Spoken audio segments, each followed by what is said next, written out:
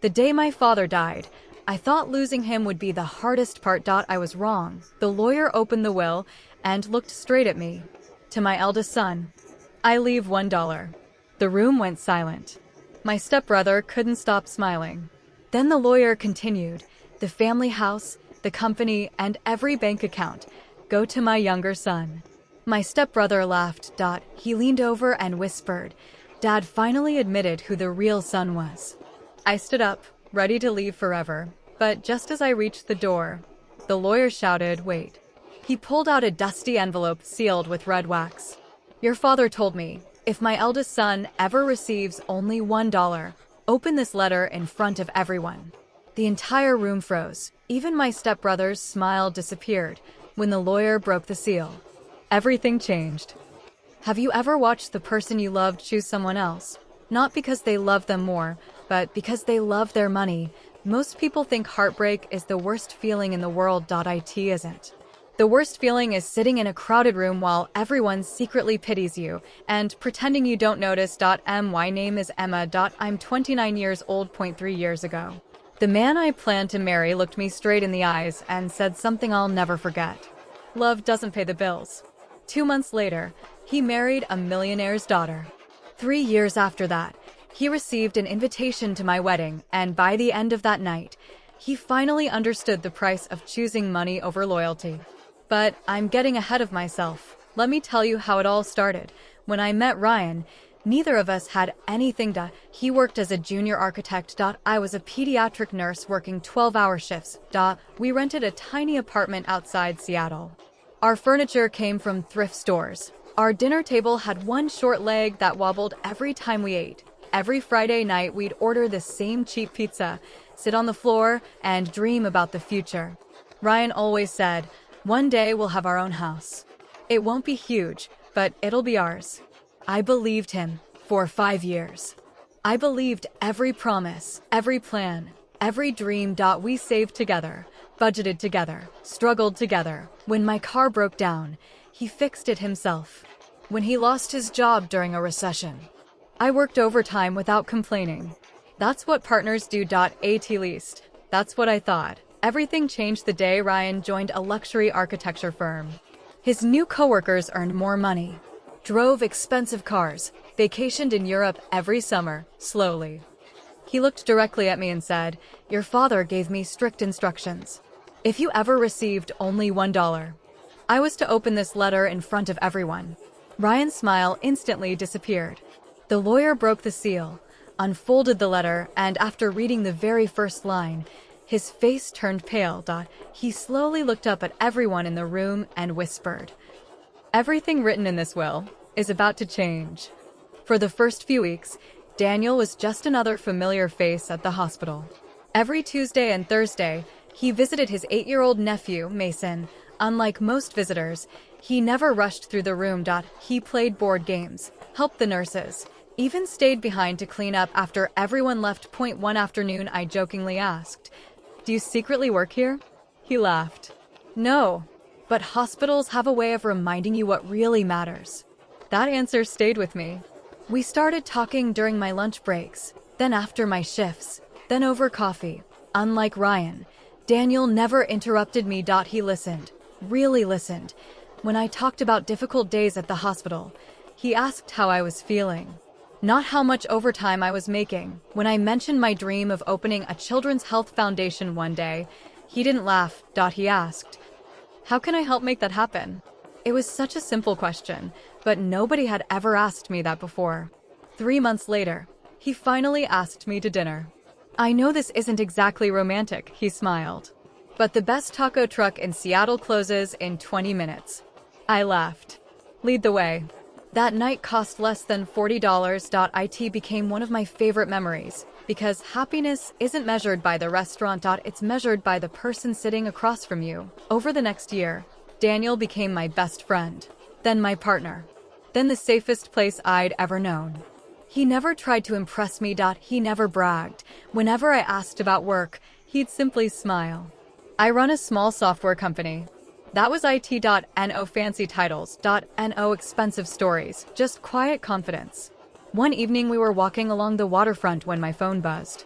A message from an old college friend. Did you hear?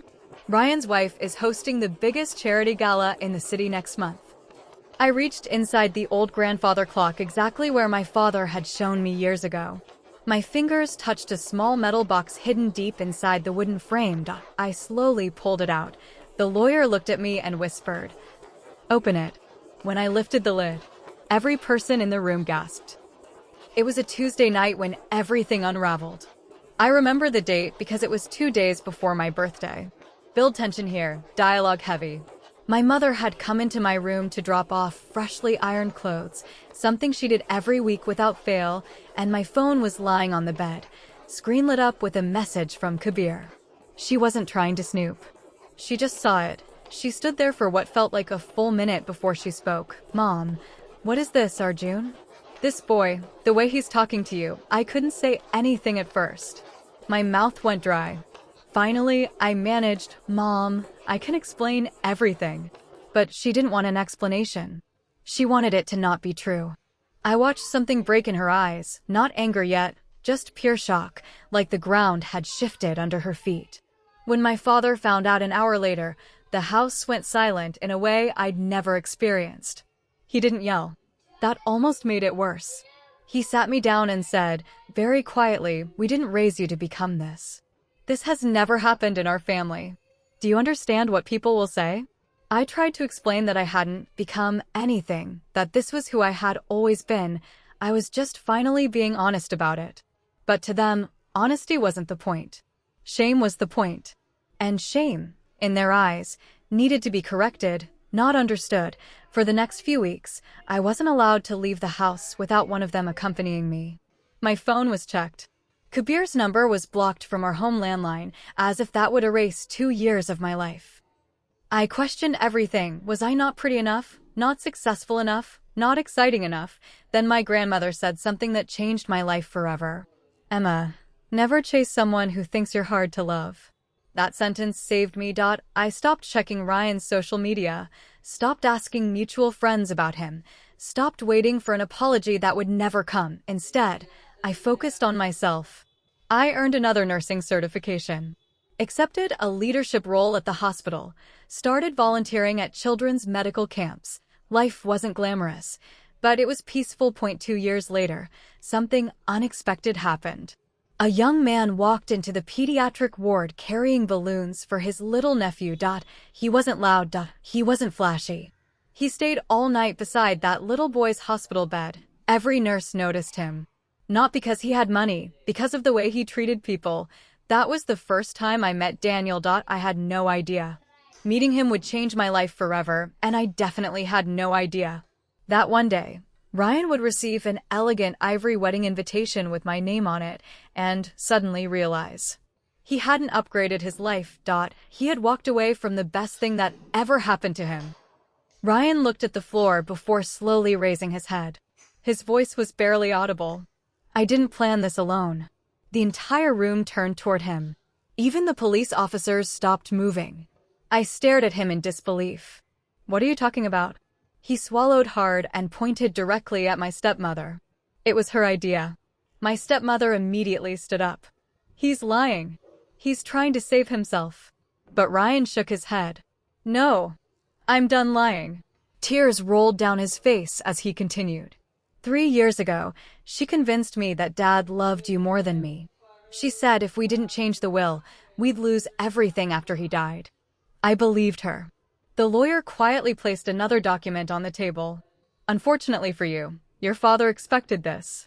He opened a sealed file labeled Private Investigation. Inside were photographs, bank records, and phone logs collected months before my father passed away. They showed secret meetings between my stepmother, the accountant, and the lawyer who had drafted the fake will. My stepmother's face turned white. My father had known the truth all along. He simply stayed silent while gathering enough evidence to expose everyone at once.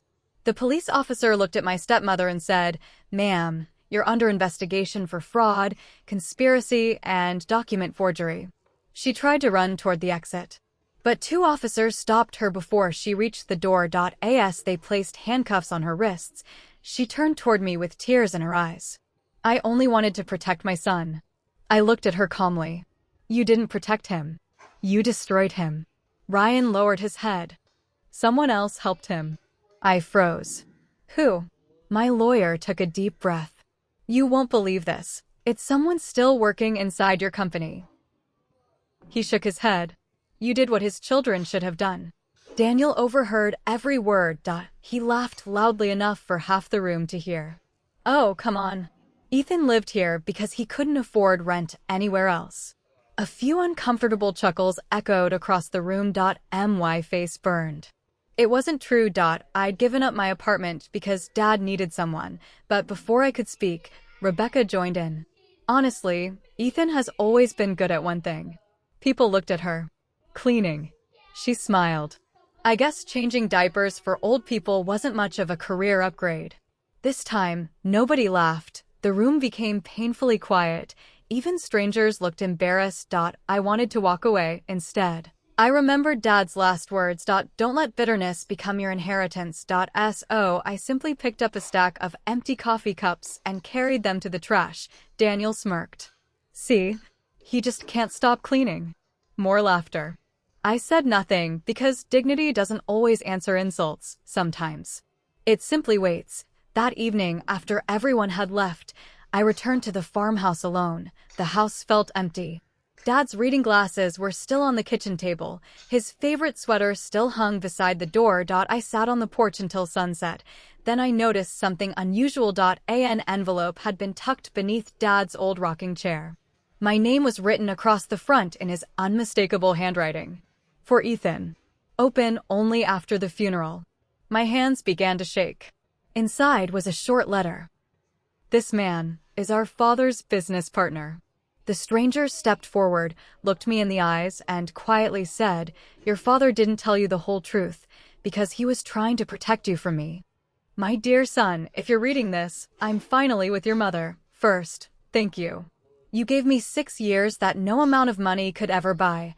The others will soon learn something they never understood, that love cannot be measured in dollars. When Mr. Harrison calls tomorrow morning, go to his office alone. Don't tell Daniel or Rebecca. Everything will make sense then. I'm proud of you, Dad. I read the letter 3 times. Mr. Harrison, Dad's attorney. Why would he want to see me before the official reading of the will? I folded the letter carefully and slipped it into my jacket. For the first time since Dad passed away, I felt that he still had one final lesson left to teach us all, and I had no idea that within 24 hours, my family's entire world would collapse. It had become a conspiracy that reached far beyond our family. I looked at both of them and said, Tomorrow, we end this. The next morning, I barely slept. Dad's letter sat on the kitchen table beside a cold cup of coffee. At exactly 9 a.m., my phone rang. Mr. Ethan Carter. Speaking. This is Richard Harrison, Dad's attorney. I believe your father asked you to meet me before today's family appointment. My heart skipped. Yes, he did. I'll be waiting.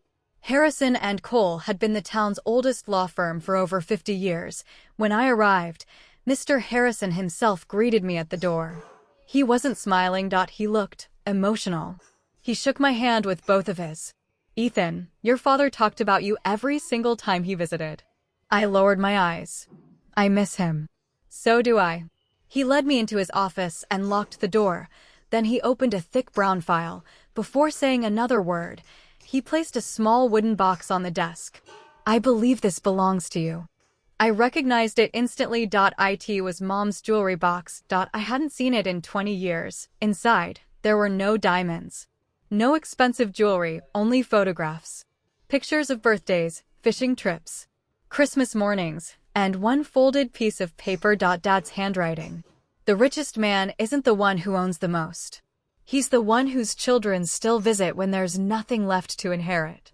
A lump formed in my throat. Mr. Harrison cleared his throat. Ethan, I need to tell you something your father kept secret. He slid another folder toward me. Inside were years of financial records, property deeds, bank statements, investment reports. None of it made sense. I don't understand. Mr. Harrison leaned forward. Your brother and sister believed your father was nearly broke. I nodded. They said medical bills drained everything. They believed exactly what your father wanted them to believe. I frowned. What do you mean? He opened another document. 6 years ago, your father quietly sold his manufacturing company. I stared at him. What? For $28 million. I couldn't breathe. Dad, a millionaire? No, much more than that. After taxes and investments, his estate had continued growing. Neither Daniel nor Rebecca knew, because Dad never changed his lifestyle. He still drove his old pickup, still wore work boots, still lived on the same little farm. He wanted to know, Mr. Harrison said quietly, who loved him. And who loved his money. My hands trembled. So, they never knew. Mr. Harrison smiled sadly. Not a clue. I remembered every holiday they'd skipped, every birthday they forgot, every excuse they made. I'm busy. I have meetings. I'll visit next month. Next month never came. 6 years. Almost no visits. Meanwhile, every doctor's appointment, every sleepless night, every meal, every hospital stay. I had been there, not because of money. Because he was my father. Mr. Harrison reached into his drawer one final time. This is the document your father wanted only you to see. It wasn't the will. It was something else. A handwritten letter. If Daniel or Rebecca challenge the will, read this aloud. I looked up. What's in it? Mr. Harrison smiled. I promised your father I wouldn't tell you. You'll know when the time is right. At exactly 1 o'clock, the entire family gathered in the conference room. Daniel walked in first, confident, smirking. Rebecca followed, already discussing which realtor should sell the farmhouse. Neither of them even looked at me. Daniel whispered loudly enough for everyone to hear. Hope Ethan isn't expecting much. Rebecca laughed. He'll probably inherit Dad's toolbox. A few cousins chuckled. I simply folded my hands. It had always been about resilience. The people who betrayed me had lost their power the moment I stopped letting them define my future. I walked into my office one last time, placed my father's letter inside my desk drawer, and looked out over the city. 1 year earlier, I had walked out of this company carrying nothing but a cardboard box. Today, I walked through this same building knowing that no one could ever take away what I had truly earned. Sometimes the greatest revenge isn't getting even. It's building a life so successful that your past can never catch you again.